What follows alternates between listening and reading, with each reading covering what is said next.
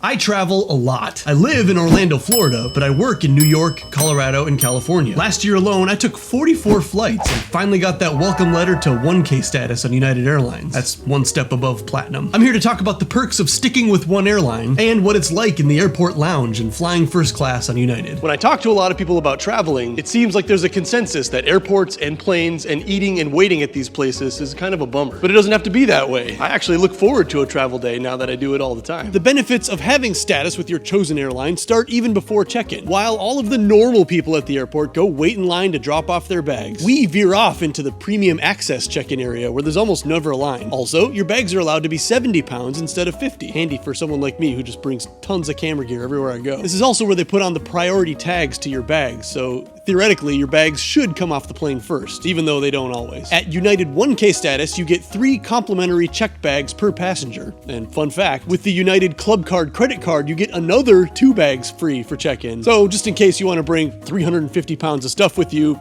that's your route. The next bit of grease applied to the traveling wheels is getting TSA pre-check. This is just a general pro tip. It's not to do with status or flying first class, but not having to take off your belt or your watch or your shoes and having, I don't know, maybe 10% as many other passengers around you is a huge plus. And with 1K status, you get a free Clear membership, which you can combine with TSA pre-check to go to the front of that line, which is already shorter. Now you're through security, you're heading to the terminal, but no one wants to fight for a seat with a shared armrest. So the next stop is the United Club Lounge. I love an airport lounge. It's a magical place where you can wait for your flight that has big, comfortable chairs separated from the person next to you. There's always a salad bar, usually some sandwiches, and a bunch of snacks to choose from. There's even a totally free bar. Leave a tip with your bartender. But not all lounges are created equal. I was just in the United Lounge in Houston, and they had barbecue that was, oh my god, like a solid 7.5 out of 10. Then, of course, if you're flying internationally, at least with United, you have what's called the Polaris Lounge, where everything's just a little nicer. The chairs are a little nicer. The food's just a little fresher. The view of the runway is even a little more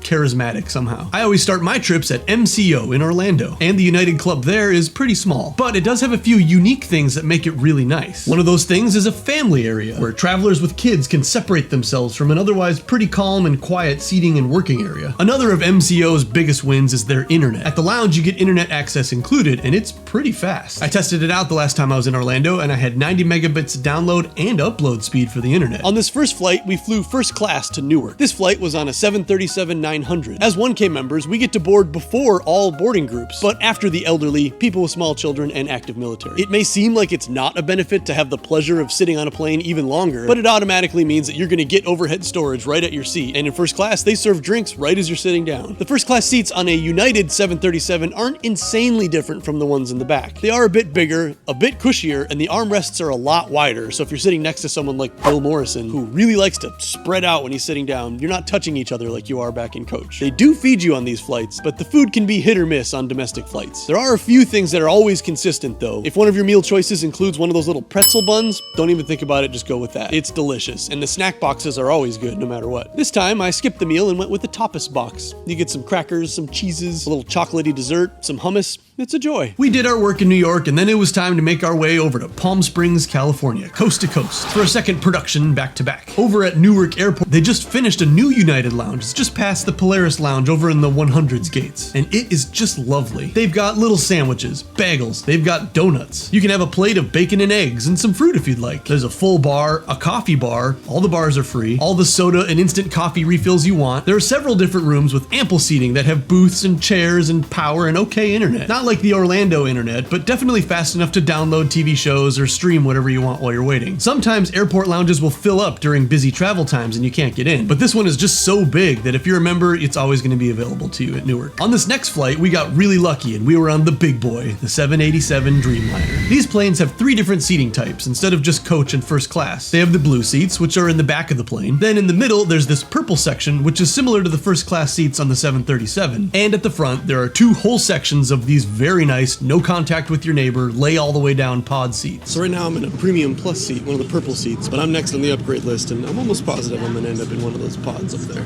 So close I can see them.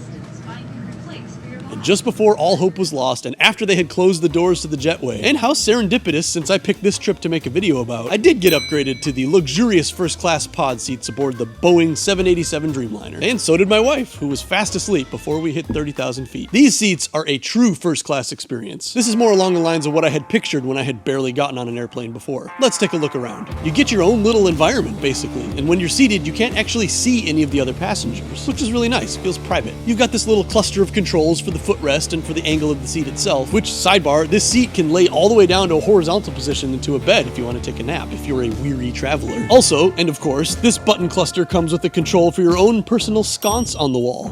For the ambiance, totally necessary. Moving over to your little personal area, you've got a cabinet for your things, whatever things you'd want to keep out of your bag but still put away at your seat. I don't know what things to put in this cabinet. I don't put anything in this cabinet. There's a reading light, an easy to reach power plug, a headphone jack, and a controller for the TV. Over on the other side of the seat, you've got a little magazine rack full of things you probably won't read. This seat has a nice big tray that comes out from under the TV. It's actually big enough that you can put a laptop on it and still eat your snack box. Also, when you get a snack box on a Polaris flight on the 787, unlike the 737, it comes on a tray with some yogurt, some fruit, and a little hot croissant.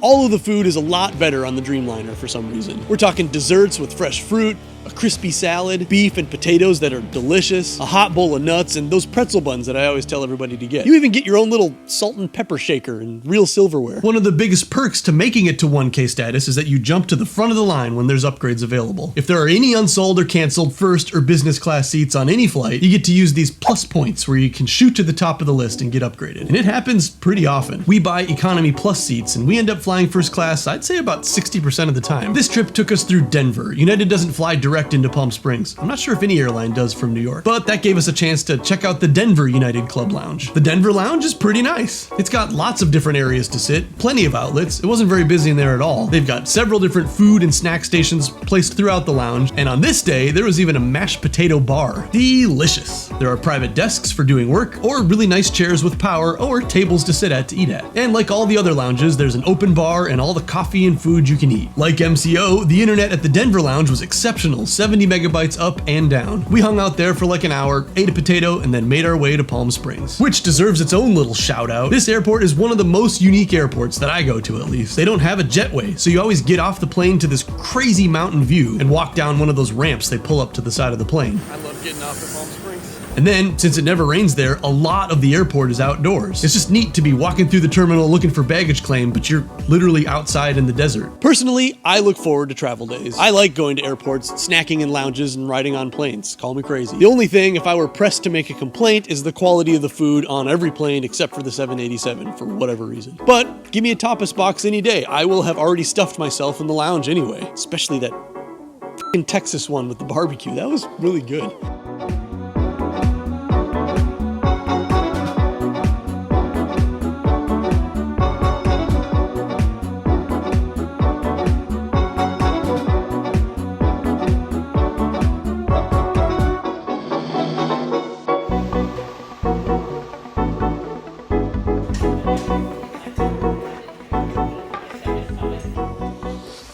That's it.